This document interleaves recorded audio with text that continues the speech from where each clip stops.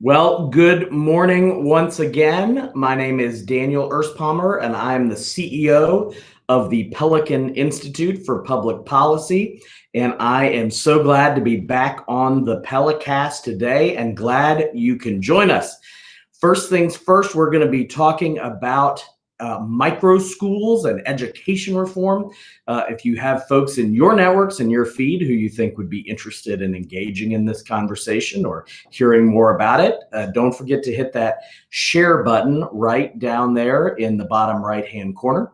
Also, if you have some questions, if you're watching us live, feel free to pop them in the chat function and we'll get to some of those if we have time at the end. This is also, in addition to an exciting time here in Louisiana, it is National School Choice Week.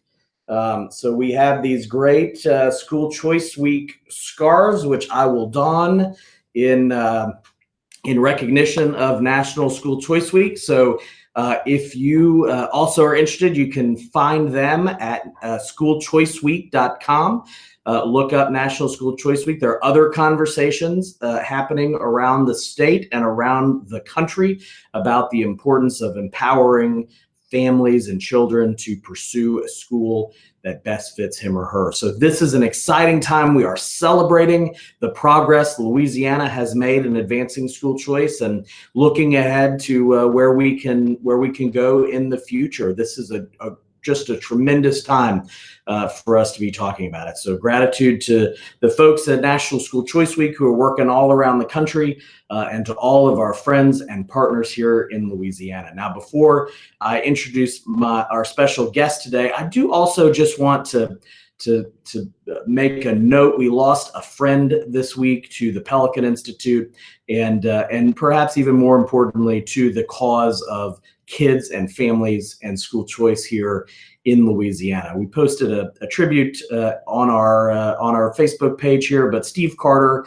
former lawmaker, former legislator in the Baton Rouge area, a great friend, a great tireless champion, never saw him without a smile on his face, and just one of those great happy warriors. And so, Steve, I know you're watching out there somewhere, and we miss you, my friend. And we're so grateful for all that Steve has done for this cause. So let's continue the fight for Steve and more importantly, for all the kids all around Louisiana who are deserving of better opportunities than we're giving them today. So let's move to a really interesting topic, at least to me, and an emerging opportunity for kids and families, and that's the topic of micro schools. You may have seen this in the paper or heard about it and may not even know what it is, but fear not, we have an expert with us. Please welcome to the Pelicast, Ashley Redd, who is the director of the NOLA Micro Schools. Ashley, thanks for joining us. Hi, thanks for having me. It's great. Micro school. So let's just dive right in. What the heck is a micro school? What does that mean? Yeah, great question. So micro schools are essentially a return to a one-room schoolhouse model of education, but sort of reimagined for the needs of modern day society. And so the cornerstone of these schools is that they're really small, thus the name micro. And what that allows for is a really tailored, unique school experience for students. It's very different from a traditional school environment. That's great. And tell us a little bit too about yourself and about NOLA Micro Schools and anything. It's a fascinating. It's been around for a few years now, and it's been a great program. Tell us a little bit about it. Yeah, so this is actually our 6th year of operating. We have been in quite a few different places around New Orleans. Right now, we are in the Broadmoor neighborhood. And we are this year a small group of 14 families. We have had as many as 50 families at a time where we were broken up into smaller pods within that. But it's a place where it doesn't look the same year to year. I can tell you this year in particular, it's looked very different from I think what any of us could have predicted. But it's very much a school where students are the ones who are making the reality every day. They are the ones who are choosing what is it that we are excited about? What is it that we want to do projects on this year? What initiatives are we excited to work towards? So yeah, that's a little bit about us. That's terrific. And obviously these have become more in vogue. You are ahead of the curve, but more in vogue over the last year as parents families all across the state, around the country, were dealing with the realities of COVID-19 and the challenges everyone has faced with that. You mentioned this looks a little different. What, to the extent there's an average day, or what does this look like, both for the kids and families who are involved, but also for you and the staff that guides these kids every day? Yeah. So to begin, let me just talk about what might be a little different this year. Yeah. It's actually gone really seamlessly for us, navigating between virtual when it's necessary and in person when we're able to, because these kids are so used to the independence that comes with a school like this, where they're in charge of their own learning. And so that piece of it has been really surprising, to kind of watch how different it's gone from other schools where, students are really struggling with that transition. And so a typical day for us when we are in person, and it really mirrors this pretty well when we're virtual. It's slightly different in how we conduct these pieces, but pretty much the same. They begin every day with a huddle where there is a topic or a question that's posed by our guide, and guide is what we use to refer to our teachers. Just the language we feel is really important around roles that people play in the school. So our guide poses a question or topic, and the students get to really engage in a rich discussion around that. And so that's always interesting and related to current events. So this year, as you can imagine, we've had some really interesting discussions around things that are happening in the world. And from there, every day, the students move into a meeting with a running partner. And that's essentially an accountability partner, someone that they are with for around a month at a time, that they check in with at the start and end of the day. They work on practicing how to set goals in a way that is attainable, but really specific to what they want to achieve that day. And it's a person who they can kind of follow up with throughout the day if they're needing extra support or needing some extra motivation. So we make time for that every morning for them to kind of check in. And then the rest of the day is broken up into 3 parts, essentially. They have core skills time, and that's where they're taking those goals that they've set with their running partner and using a combination of online platforms and projects to work through core skills, English, math, history, writing, those type of skills that they're working on their individual goals. And then they would also have an enrichment, which is really fun at our school because it's so driven by what the kids are interested in. And so this year we had music therapy, which is different from just music. That was a really fun one to watch.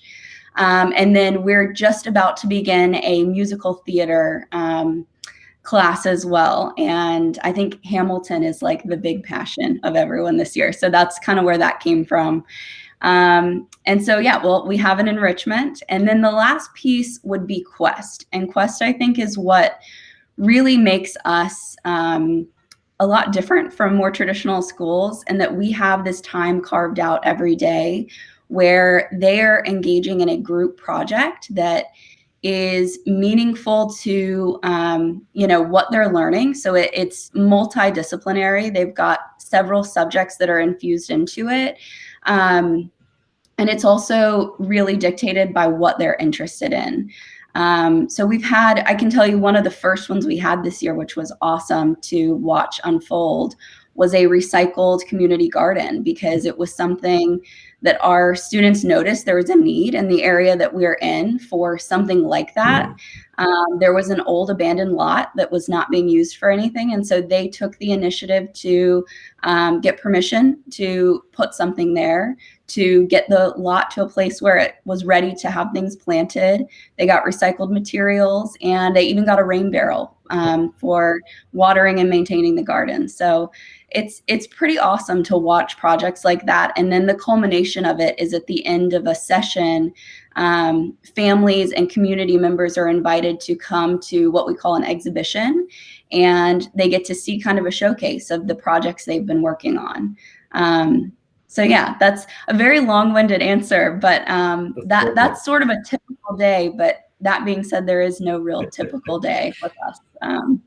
Yeah. I love it. I think I want to come to school there for no other reason than so I can get a running partner. I love that idea. I think we all need one. Yeah. That's amazing. And what age range do you serve? What grade range do you serve? Yeah, so we right now our youngest is 4th grade and our oldest is 11th grade. We typically, as young as we will go, is around 3rd grade right now. We had plans to expand into early elementary, and then the pandemic happened, and those plans have been put on hold a little bit. Yeah. But with what we have right now, one of the things that makes it a little bit easier of a transition is when students come to us with the foundational skills of reading already in place. And that's just because so much of it is independent, or where they're leaning on other students to kind of inspire them and help them stay motivated. So if they're not able to read yet, we just don't have the tools in place right now to support them as much. And so that's why we've kind of held off on younger than 3rd grade, but we go up all the way to 12th grade. Next year, we'll have our very first graduate of NOLA Micro School. So yes, very exciting. That's great. So, if we've got parents watching who say, gosh, my kid could really thrive in an environment like that. And, we have viewers, obviously some in New Orleans, but all across the state. So, what's your advice for parents who want to explore an option like a micro school, and what resources are available to parents and families in neighborhoods who are interested in pursuing this option? Sure. So one thing that I would definitely recommend is checking out our website. So we're nolamicroschools.org. And there's a lot of information there about our school specifically, but also just more broadly micro schools and what it looks like. I think we have a page called Be Inspired, and there's a lot of things linked there, like podcasts and readings that just give you a deeper look into what sets us apart and what makes this experience different. So there's a lot of information there that can help you when thinking through, is this something that I may want to explore more for my child? Another resource would be Acton Academy. We are an affiliate of Acton Academy, and they're fantastic. They've got schools. I want to say there's several countries that they're in now, definitely all across America. There's several in Louisiana. And so I would highly recommend going to their website to watch some of the informational videos they have and some of the reading. Because there's a lot of Acton schools that you can find near you, especially if you're not in the New Orleans area and you're looking for something like this. And aside from that, I would say just searching for, what micro schools exist around me. Something that has been a challenge for us is just getting our name out there and spreading the word about what we're doing, because we are such a small school. So just, looking for things that are out there that you may not have heard of, because they do exist. They're out there. That's amazing. And you and I talked a little beforehand. I'm a huge fan of the Acton Academy model. An old dear friend of mine has started one in Pennsylvania. And I've been familiar with some of the early Acton Academies around the country. So it's a great model. And I do know there are a handful around the country and around the state, and options if there's not one near you, to start one, right? This is to me one of the things, and I'd love your thoughts on this. That's great is, a group of parents can come together and get a program like this off the ground and start their own. Yeah, absolutely. And I was actually just having a conversation yesterday with a friend in North Carolina who is both working in education and has a child who is in elementary school right now, and just feeling really hungry for something that is not, a traditional school, because it's not working for her child. And I think also it's not something that interests her. And that's, very similar to my story of, it's just something that can be really, it can burn you out as an educator after a while. And so looking into Acton is something that Acton, or just micro schools in general, there's a lot of tools out there for you to start something that may be only 5 kids in the first year, as it was for us, just a few students, but something that you can build on. And especially if you've got children yourself, that there's nothing around you, there's no micro schools you can find, but you want something like this, there's absolutely opportunity to start something.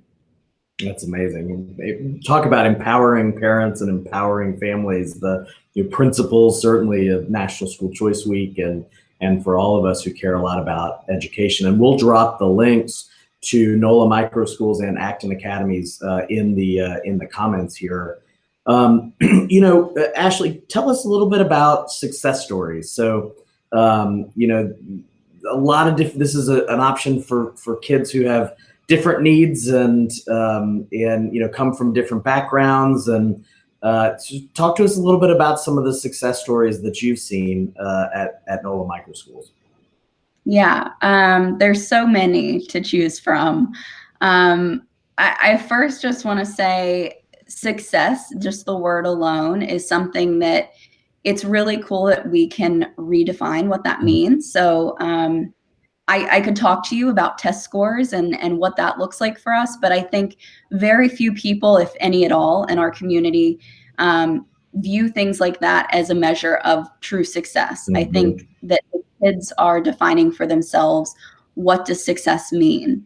And so really a lot of the stories that I have, the overarching theme of them is that kids are so happy and excited to be at school. I have a high school student right now that was just really miserable at the last school where they were, and was not wanting to go to school every day, not engaged in the work they were doing, and is an incredibly bright student that has so much to offer. And they're just thriving now that they're in this environment where they feel like they're able to kind of drive their learning and drive their experience. And so, yeah, I always love doing parent conferences with our parents, just because it's such a great place to celebrate the stories like that, and just how different things are, especially when they come from a different, more traditional school before they've come to us. That's amazing. And how does that transition work? What do you see when you see kids coming from a more traditional setting into yours? Yeah, there is absolutely a transitional period where it's an adjustment. Especially, I think the older they are, the more it's almost like you need a little bit more time, because you become so conditioned to what is expected of you in that traditional environment. For example, sitting in the same desk every day and looking to the front of the room at a whiteboard for a teacher to direct your learning. You're not going to see that at our school. It's very much left up to you to manage your body just alone. Like, where do you want to sit today? What are you choosing that's a good spot for you to get whatever it is you need to get done, finished for today? And then also the learning piece of it. You are the person who has to initiate the process of asking for help or struggling with something a little longer than you may have been used to before. So there is an adjustment period, and we have supports in place where we don't just kind of leave those kids to figure it out on their own. There's kind of a gradual release model where we're explaining things and supporting them a good deal at the beginning, and then slowly kind of take the training wheels off and let them experience what is it like every day to have the ability to choose, what is it that I'm working on? What is it that I want to do today that I'm passionate about working on? So, yeah. That's incredible. And Yeah. I would imagine it's so, it's amazing. I've got 4 kids of my own, and it's amazing just in our little home to watch them find new things and explore new opportunities and develop new concepts, and to see it so self-directed, I think is just really, really gratifying. Yeah. Yeah. And I think you don't see things like that as often in traditional environments where you've got much larger classes, because it's almost impossible to offer something like that when you have one teacher responsible for so many students. Yeah. To get down to something that's so tailored and specific is really difficult in those environments. Yeah. So, one of the things obviously we care about here at the Pelican Institute, and an important part, excuse me, of National School Choice Week is allowing policy reforms that allow solutions like this to thrive. This is an innovative thought on how to deliver education, how to get our kids ready for career or college or whatever. Whatever awaits them into the future. And it's something we'll be talking more about here at the Pelican Institute in the, in the days and weeks to come. We've got a question about fees. Yeah. What does that look like for you? Excuse me. Yeah. So we never want tuition to be a barrier to students who are choosing this for themselves, or families who are choosing this. And so, similar to how we have really tailored curriculum and a really tailored experience, that translates to our tuition and fees as well. So in terms of like a sticker price of fees, I can't really give you that answer just because it looks different for every family. Something else that's really important to our school is being very intentionally diverse.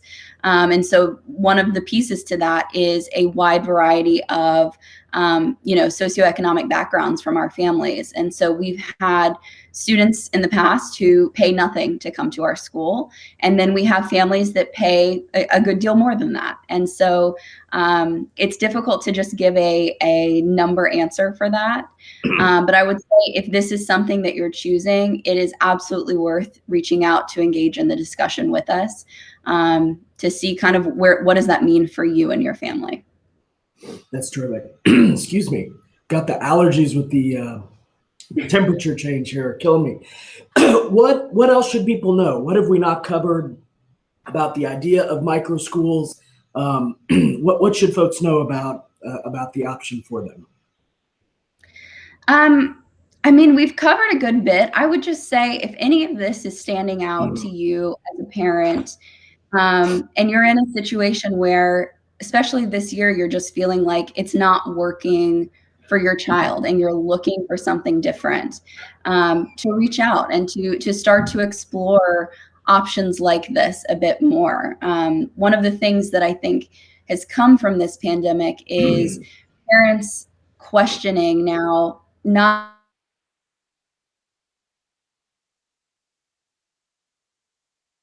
and what do I actually want for my child if there were no barriers or boundaries to what we could create in education. And if you're feeling like you're hungry for something like that, I would just say, connect. We're here. We're happy to talk to you, even if you're not in the New Orleans area. I'm always an advocate for, helping out. I've spoken to a good bit of people in the Northeast, actually, who somehow found us and they were like, we can't come to your school, but we love what you're doing and we just want to talk to you. And so I always welcome conversations like that if you want to get in touch. That's amazing. We put the the link in the chat, so reach out to Ashley. This is so exciting. Ashley, thank you so much. Excuse me again for joining this conversation. Yeah. We're also going to put a couple more links. Don't leave us yet, Ashley, but excuse me, put a couple more links in the chat. If you want to get more involved with this, if you want to advance school choice, you want to advance educational opportunities, you can go to pelicaninstitute.org/a-school-that-fits, and encourage you to share that with your friends, sign up to get more information. to hear more from Ashley and leaders like her who are delivering innovative and unique ways to educate our kids. And ask you to share that video around. It's a lot of fun if you have a chance to watch it. So that link there is in the chat. All right, just before we wrap up, Ashley, thank you so much for what you do, for leading these kids. It's an amazing calling. Any last words before we say goodbye? Just thank you for having me, and to everyone who's watching, thank you for being a part of the conversation. And I look forward to hopefully connecting with some of you guys. Excellent. Thank you so much. Thank you, as always, for joining us here on the Pelicast. I will work to get my voice back here in the next couple of days. In the meantime, you don't need a voice to write an op-ed. And we've got a piece that just published on the Center Square. If you followed the Center Square, Louisiana, you can read more about some of the Pelican Institute solutions on school choice. And of course, find School Choice Week, National School Choice Week, other ways you can celebrate and enjoy this lovely scarf. And thank you for all that you do. And we'll see you next time right here on the Pelicast.